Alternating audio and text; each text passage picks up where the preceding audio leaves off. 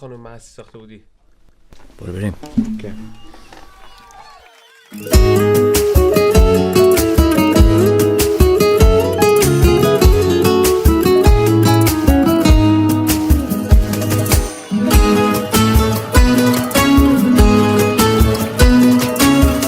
بازم نشستی رو به رو مات تماشای تو هم، توی چشات خیره میشم درگیر چشمای تو هم، عشقت نشسته تو دلم توی تموم باورم، حالا که حست میکنم هر ثانیه عاشق ترم.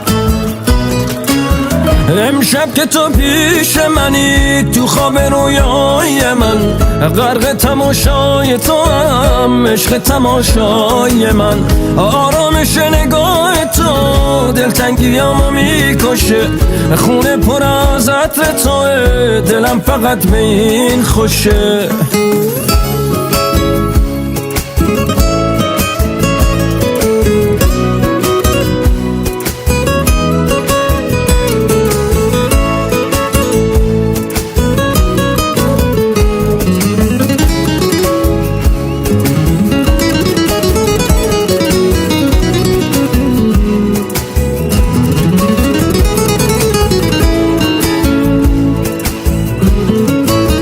نزدیکتر میشی به من، تاب میکنه همه تنم، اون که تماشات میکنه تا آخر دنیا منم.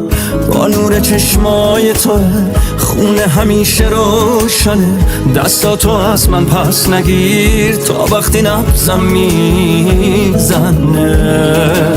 امشب که تو پیش منی تو خواب رویای من، غرق تماشای تو هم عشق تماشای من، آرامش نگاه تو دلتنگیامو میکشه، خونه پر از عطر توه دلم فقط به این خوشه.